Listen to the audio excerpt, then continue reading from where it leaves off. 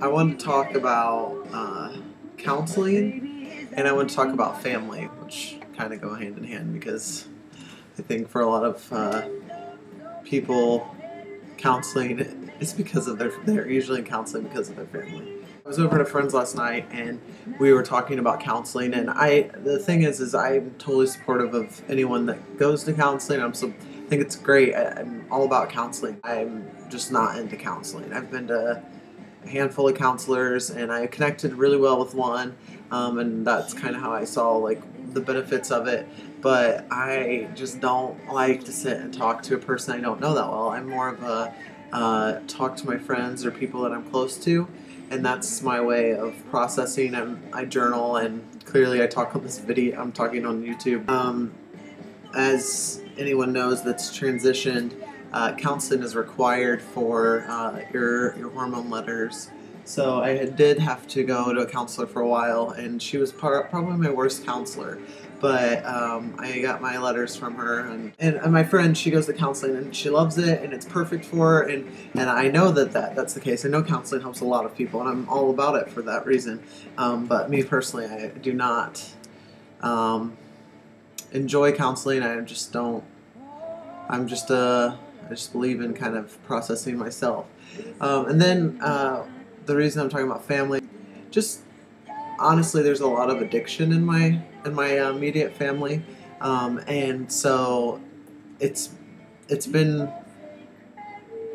a process for me to realize. I think the biggest thing with children of alcoholics or children of addicts is that they have to realize they're not responsible for that person, and that it's not their fault, and that they can't do anything, and they can't change the situation.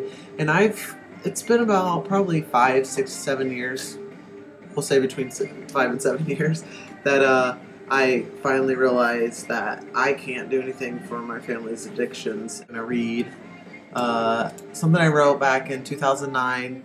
And this, I guess, was there was that point, when I came out to my mom, and as a lesbian, and she disowned me for a little bit. Not disowned, because disowned, I guess, is permanent. She stopped talking to me for a few months, probably about 6 or 7 months.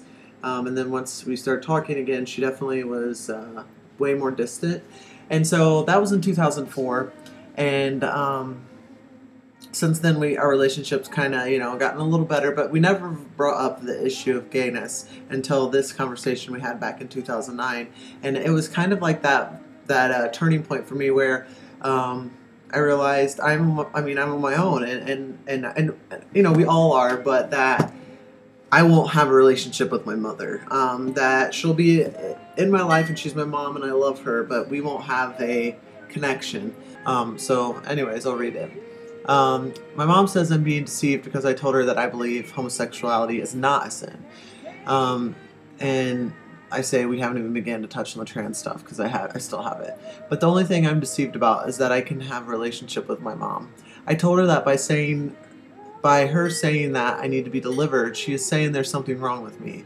And by wanting me to believe that, she is wanting me to hate myself every day, which I did growing up. I fought homosexuality. I put fought in quotes just so we know. I prayed, I pleaded with God. The only response I got was to love myself and accept myself. But my mom is convinced this is a lie from the devil. How do you rationally argue against demons and the devil? I tried last night. Obviously, it didn't work.